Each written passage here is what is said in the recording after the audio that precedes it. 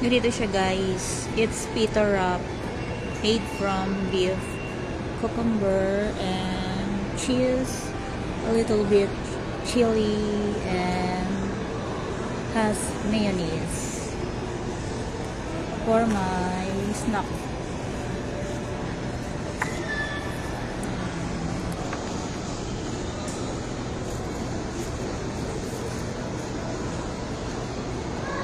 Kakatapos lang ng seminar meeting.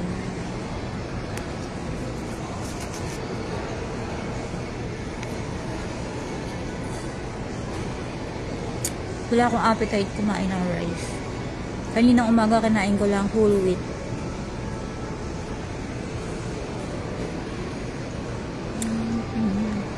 Yummy.